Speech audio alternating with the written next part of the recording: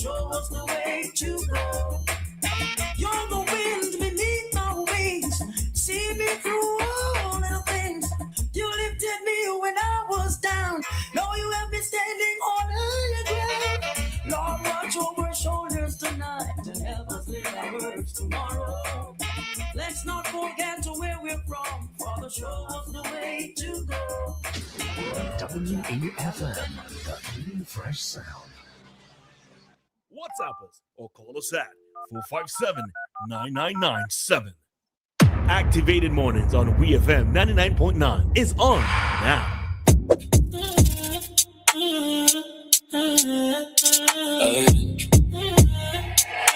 Dummy on the beat, so it's a banger.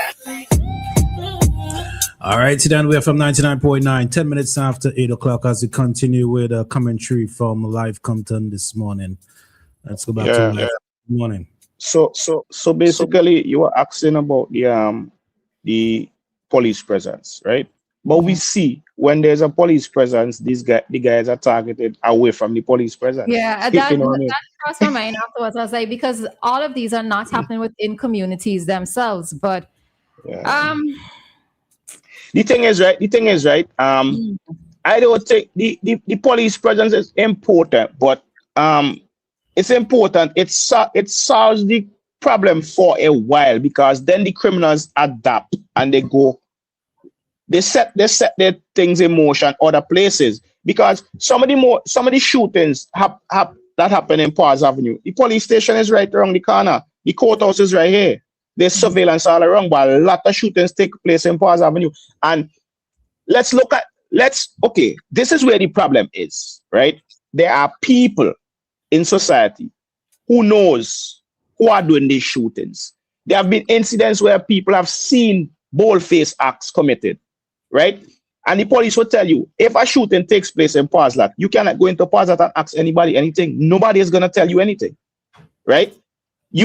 There are other areas also like that where shootings take place and people know exactly, but people not going to risk their lives to tell you who did it, right? And then even there was an incident in Pars Avenue where a young man was shot on a holiday, a major holiday. He was shot and he was walking with his girlfriend, and a gunman ran him down and shot him. The guy ended up getting convicted.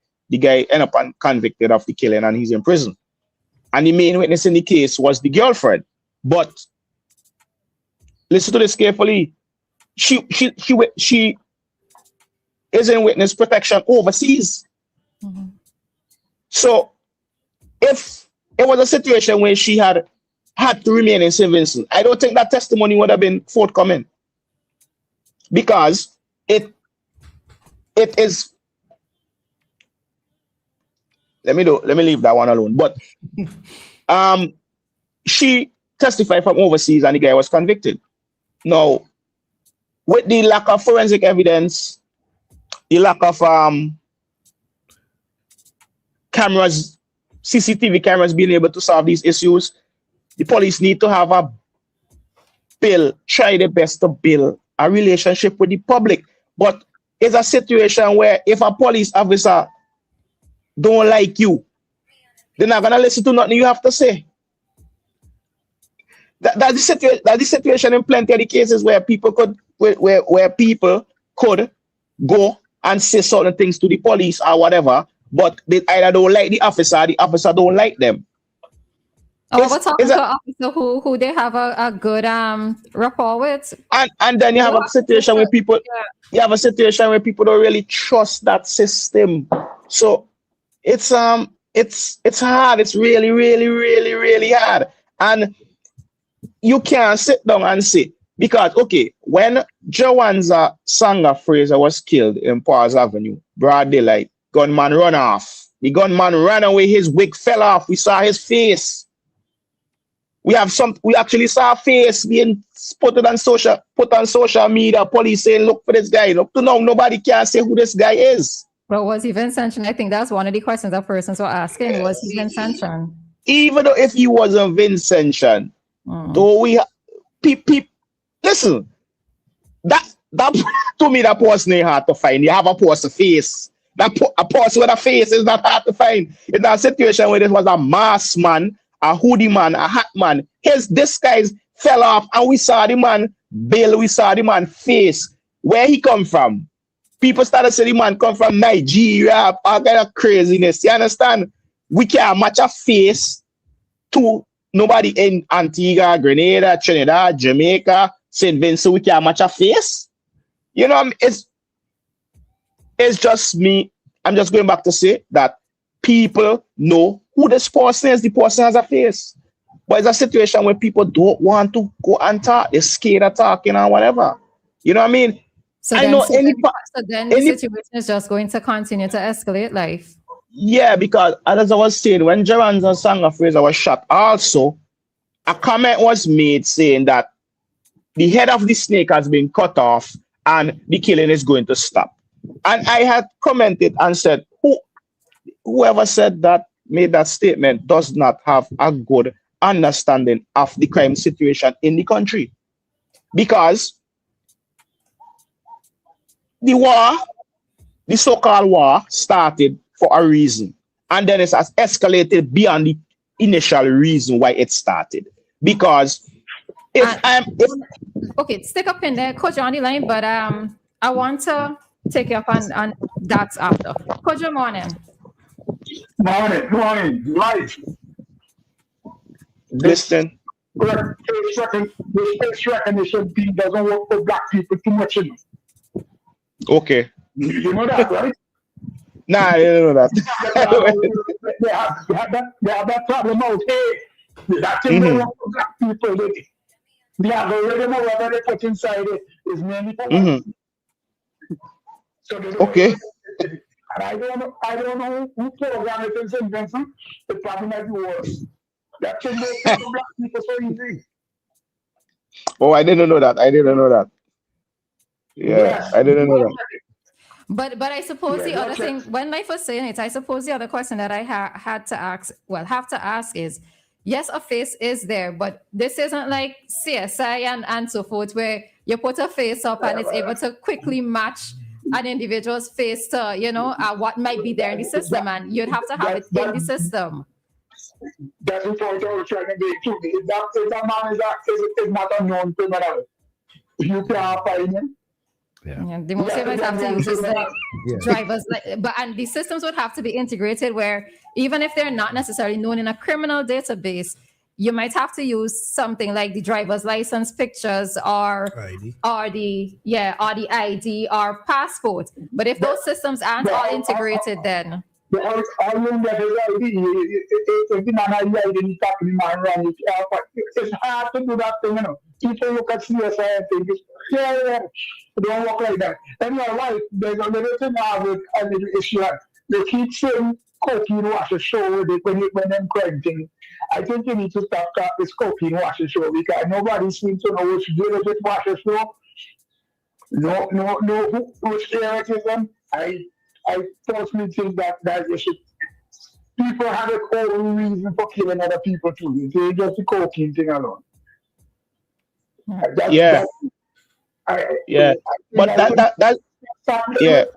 Stop letting the cocaine thing alone.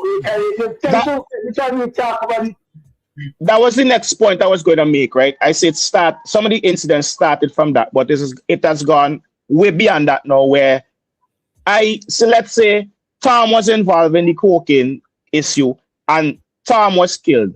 Tom brother was not involved, but Tom brother is now aggrieved because Tom was killed, so Tom gets involved. Yeah. And then okay, Tom brother gets involved. Let's say Tom brother is named Tom 2. I don't want to call people name.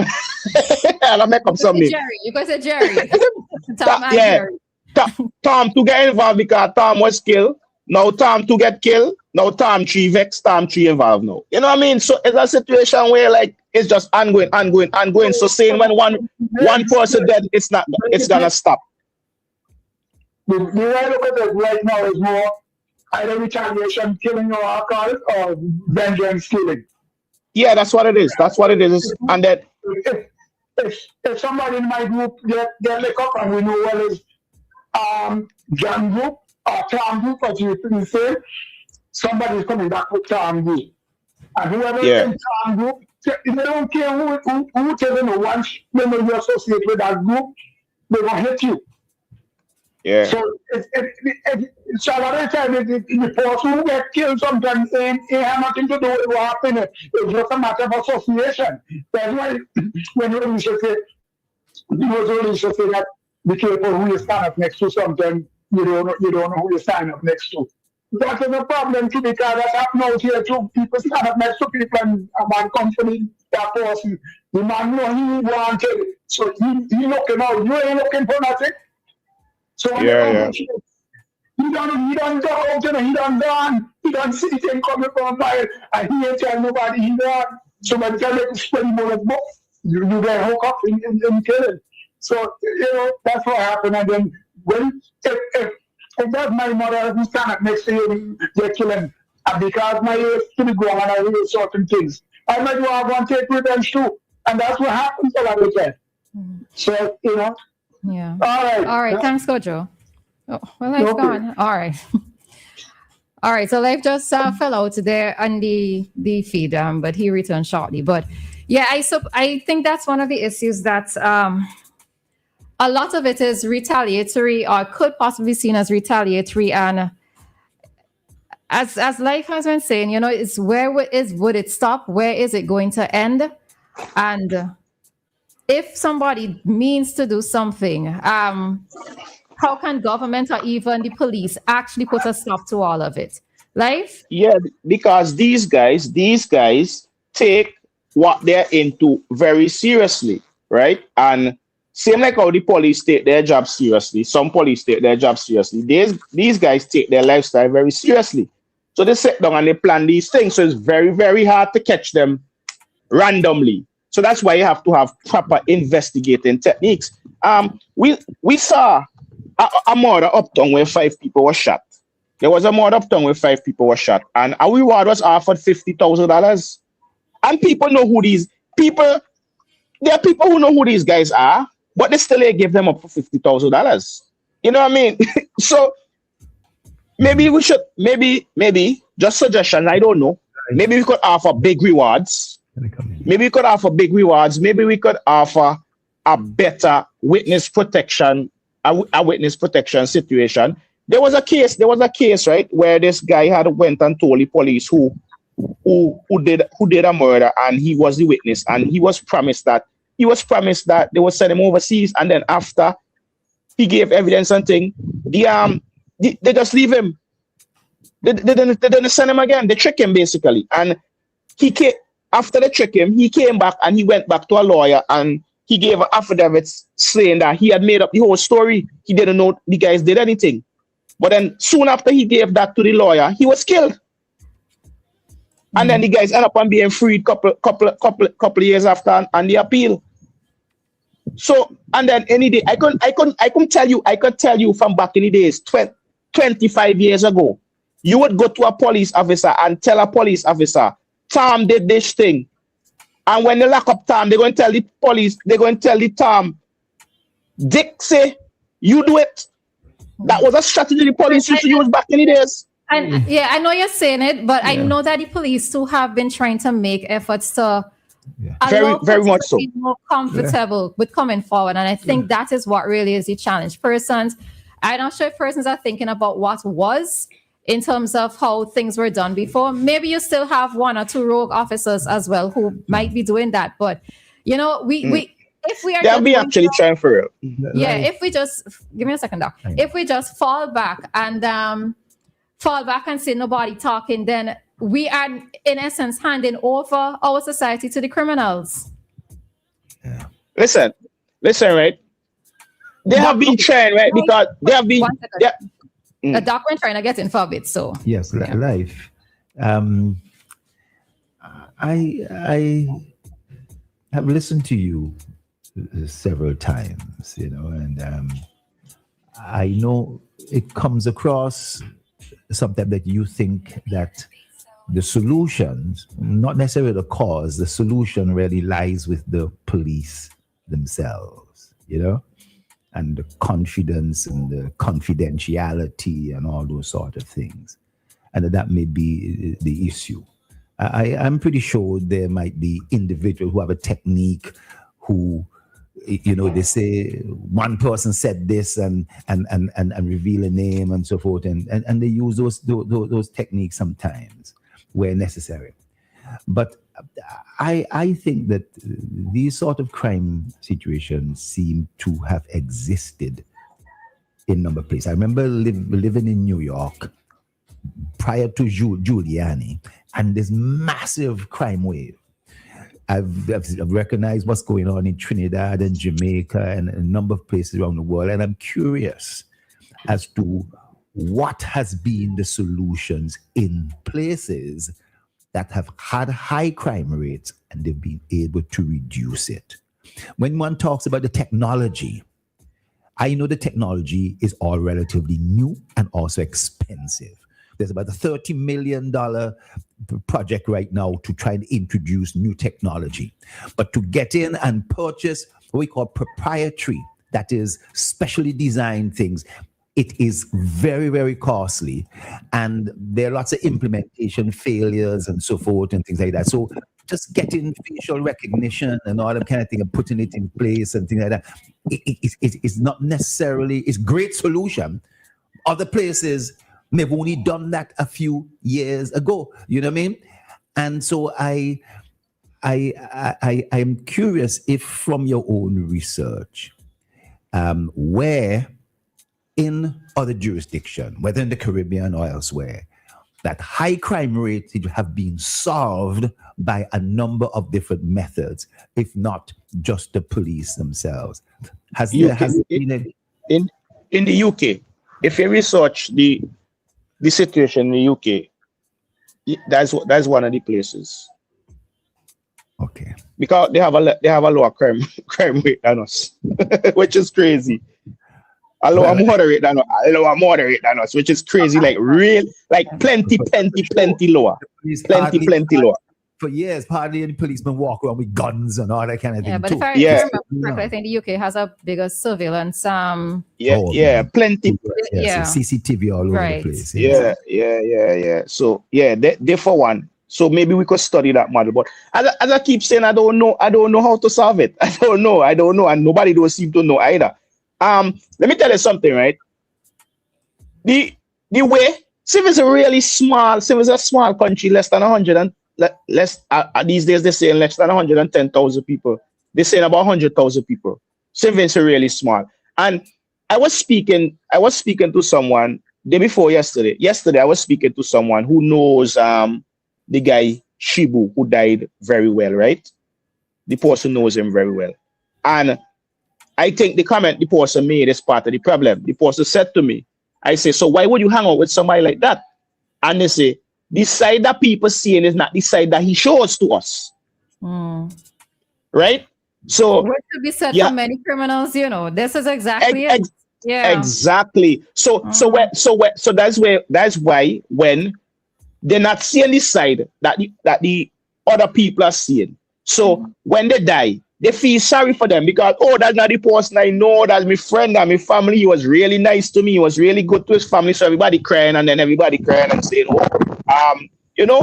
he was never like that. So even though when they hear, okay, Tom might have shot someone, but no, Tom ain't do that. Tom can't do that. That's not the side he's showing me. So when they see Tom come on with the gun, he say, he must be probably holding for a friend. Yeah. So they don't want to talk. They don't want to inform on Tom. They don't want to go and say, well, officer, I see Tom with a gun in her the same night the shooting happened. So and you know what I also think of is the mothers in particular, the parents or siblings who might know or suspect, that their relative is involved in certain things. But let's say they the ones bringing in some sort of audience, the breadwinner. They're not going to talk up. They might suspect, but they're not saying anything. And it's very rare or very difficult for a family member to talk against another family member who might have more insight in terms of suspecting that your relatives involved in criminal activity. It might just be them, but they don't want to talk. And that is why, and that I don't think there's a formula to change that. You understand? I don't think there's a formula to change that. A mother might actually see her son with a gun or happen to see a gun, let's say under a pillow or something, but she not talking. Yeah. It's. I was just researching the murder rate in the UK, right? It's around 0.9 to 1 murders per 100,000. So you see what? One murder to 100,000. So if St. Vincent was the UK, we would have one murder. We have a call on the line. Let's take this call. Hello, good morning. Hello, good morning. Morning. I'm listening to your conversation regarding crime. Now, I'm from the music industry. And, of course, I grew up in the times where when there's one murder, the whole country cry foul because it wasn't normal.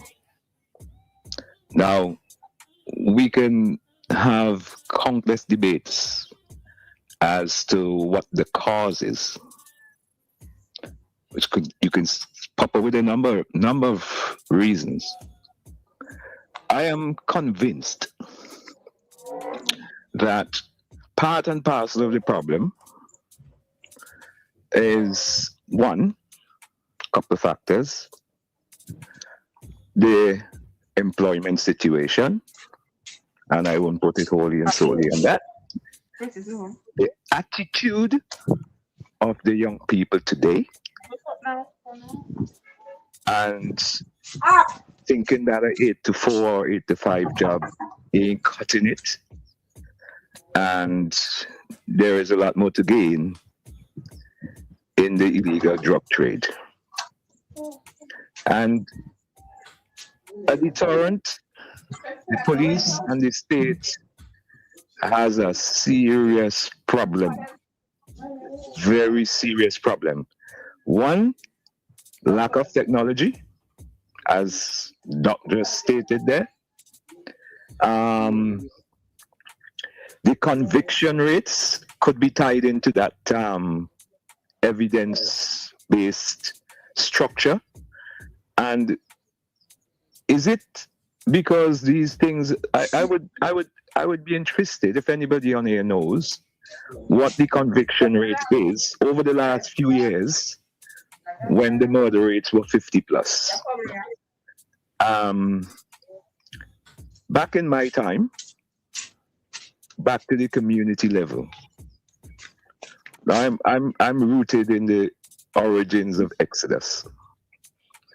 And back in the day, each of the major communities, i.e. Layu, the hotspot now, had a band, Asterix, right?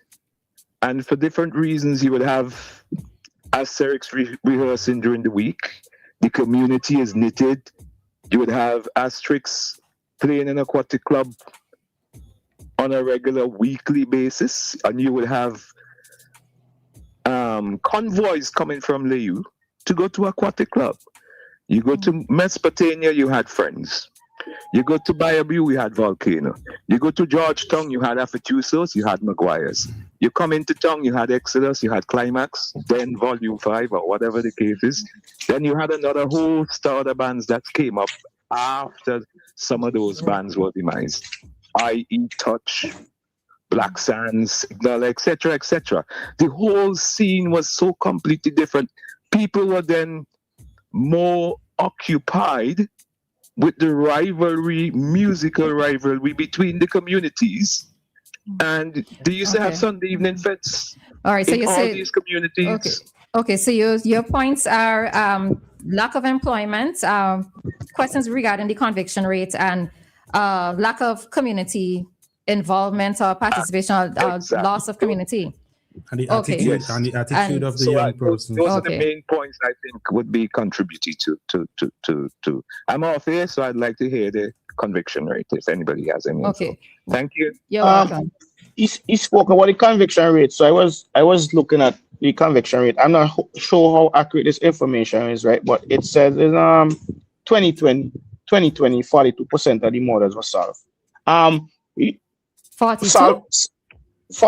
In 2022, 42% was solved. In 2020, 42% was solved. But listen, solving when police charge someone, they consider it solved, even if they lose in court. If you understand what I mean. So if they charge, Wait, you Google that?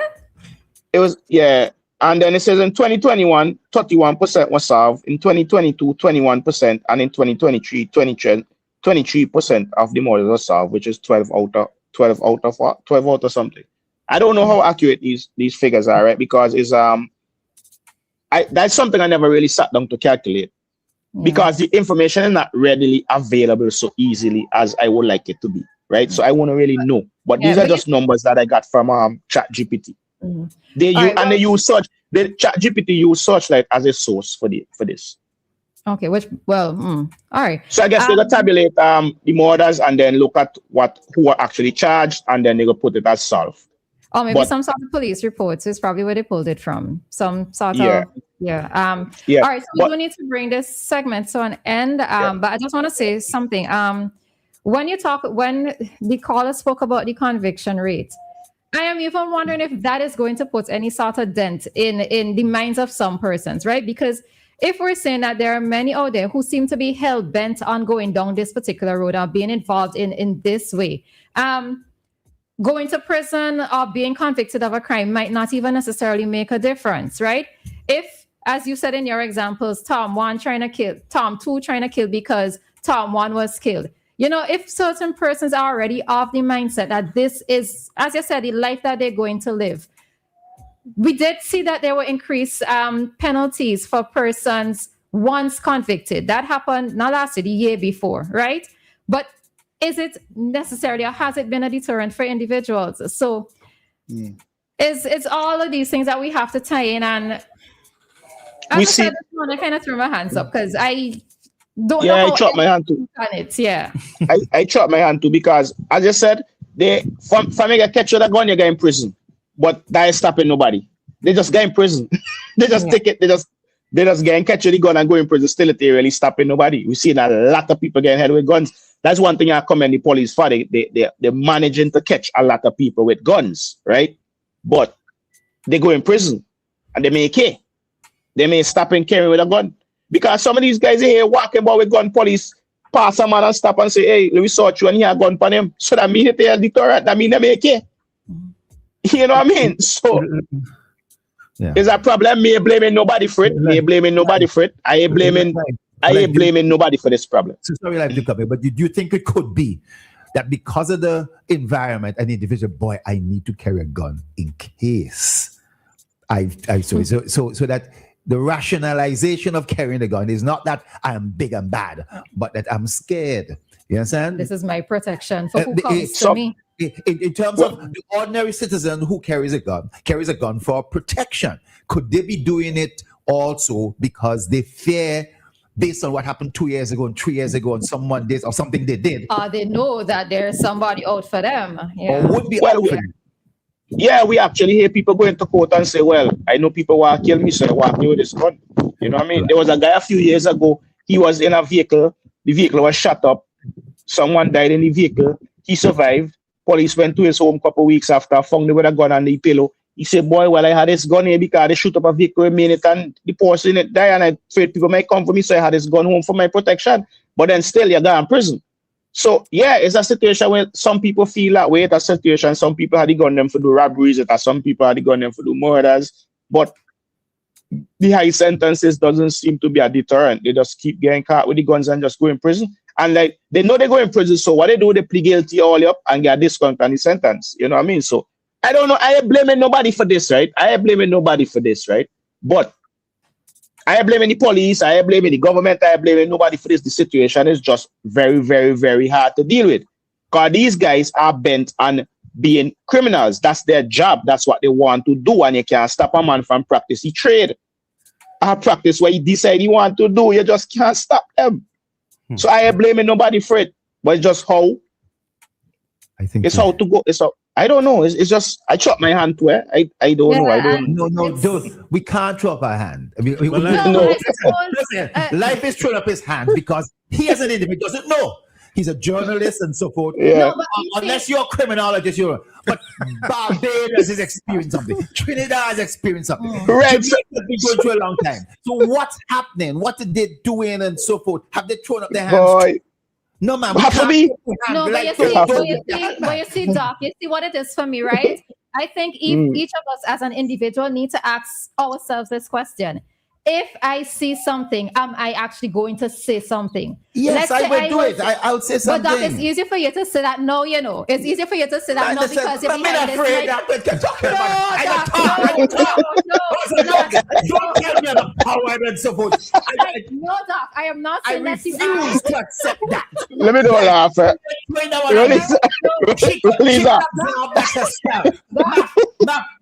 You could say I'm a coward too. Like you could say you throw your hand up. I ain't throwing your hand up. Hold on. It is a lot easier for us when we are not faced with certain realities to say that we are going to do this and do that. But I think that is what it comes down to. If each person who has witnessed something or who knows something, they're going to actually come forward and say something, then it could help what the situation is currently. But I want to ask. That's the honest reality. Are you going to say something? I want to ask you, how are the police retrieving some of these guns? Is it by stop and search? Yeah, stop and search, and I think stop and search too. Yeah, but I think that at times they get information too, right? At times they just know the usual suspects too, right? Yeah, you know and what I mean? they could do. They don't need to have a search warrant to do. Look for weapons, so they could. Maybe that is what needs to be stepped up. Maybe a lot, maybe do a lot more raids and so forth, searches of property, etc. Because they don't need to have a warrant. So yeah, it's a hard situation. So yeah, we go. You know, we just had to try our best, sir. I ain't blaming nobody, to be honest. I don't know who to blame. There's nobody to blame. Yeah, there's nobody to blame. All right, so with that, we are bringing this segment to an end. Lyf, thank you very much for your commentary today. Always a heavy one to have to be talking about on these things, but I don't think that going silent is going to change anything. So when we have to, we're going to have to keep talking about them. All right. Yeah, all we could do is talk. People say we like talk, but all we could do is talk. Yeah. And by talking, you are continuing to raise awareness or keep it as a conversational topic, right? So we can't just act like it's not happening and sweep it under the carpet and just talk about carnival alone, because more than one thing's happening at the same time. So yeah. All right. Lisa, call me after you come off. Okay. Okay. Call me after you come off. Okay. All right, no problem. All right. See you in the morning. Take care. Have a good one. All right. Y'all take care. Bye. And that concludes our segment with Lyf today, our commentary with Lyf, talking about crime and the continuing incidents that we're seeing here in SVG. All right, so we are going to take a very quick break, and then we'll be back with more here on Activated Mornings. And when we come back, we'll be hearing Doc's commentary for today. Nothing else sounds as